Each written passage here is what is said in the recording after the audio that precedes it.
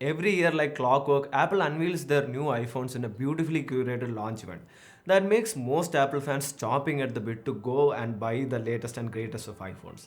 This year is no different. Late on the 14th, Apple continued the tradition and took the wraps of the new iPhone 13 line. So, what is new here? What courageous technology have they crammed into the iPhone this time? That's what we hope to find out in today's roundup video. Hey guys, this is Anathan from C4A Tech and let's roll. In years past, there always have been an iPhone and an iPhone S variant alternating each year. They seem to have done away with that tradition in name alone at least. The iPhone 12 was a design overhaul that had squared off edges that gave the iPhone 12 an iPhone 4S look.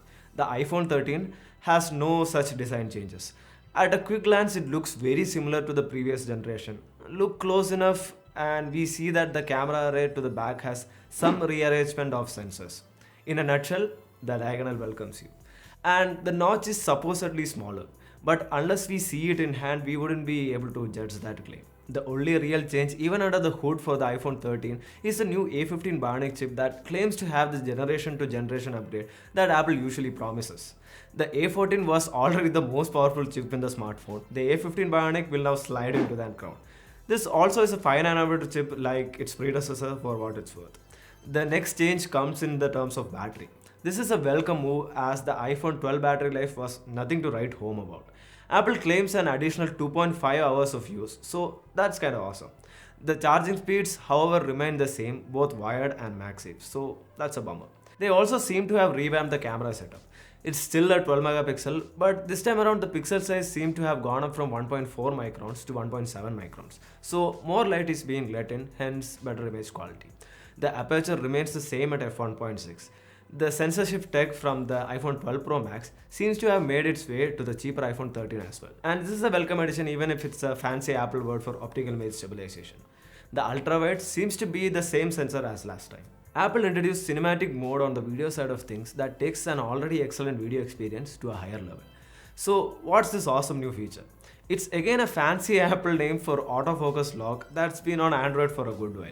But Apple's implementation seems to be more intuitive and maintains focus on the subject even when it is moving about. Where there are two or more subjects in the scene, the focus shifts intelligently based on how the frame is set. Apple has a really cool demo that we have been playing for you all this while. So cameras are good improvement, although we would consider it merely iterative. And I'm not gonna insult your intelligence by talking about the new pink color. All this holds true for the Mini as well, except the fact that the battery lasts 1.5 hours longer instead of the 13's 2.5 hours. If you guys remember, the battery on the Mini was horrendous, and I doubt the additional battery would make it an all-day device. But the jury is still out on that.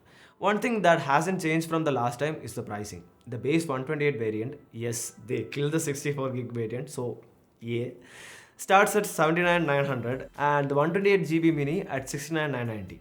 Even without testing them out, I can tell you that the iPhone 13 would be the better deal. Now, all this holds true for the iPhone 13 Pro and the Max as well, except for a few welcome changes. The Pro finally have a 120Hz refresh display. Finally. This has been so long in the making that Apple had almost resigned to the fact that Apple equals 60Hz, despite Apple debuting this tech on the iPad Pro's stunning display. So iPhones finally can go toe to toe with their Android nemesis. Finally. This one seems to be an adaptive display that varies the refresh rate based on what you are doing at that point of time. Let's say you are watching a video, you don't need 120Hz to enjoy the video when it's locked at 60Hz.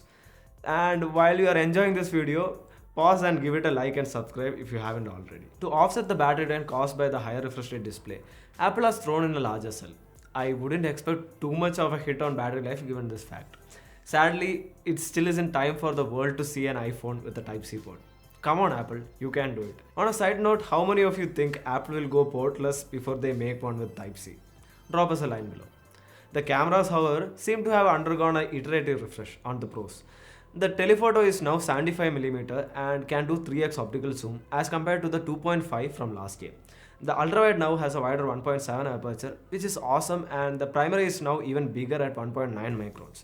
But we can't say much about the camera prowess from what Apple says in their launch event, right? The real world litmus test is always different and humbling. We would be definitely covering the iPhone 13 line to its entirety. So stay tuned for that and other awesome videos. So in all fairness, other than the higher refresh rate displays, none of this warrants you to run out and drop a bundle on the newer iPhones. I'd say wait and see if the iPhone 14 finally ditches the notch like most of the leaks indicate. With that, we get to the end of this video. Hit the like button if you feel like we deserved it and subscribe for the review if you haven't already. Until next time, my name is Ananthan. You have been watching C4A Tech. Ciao.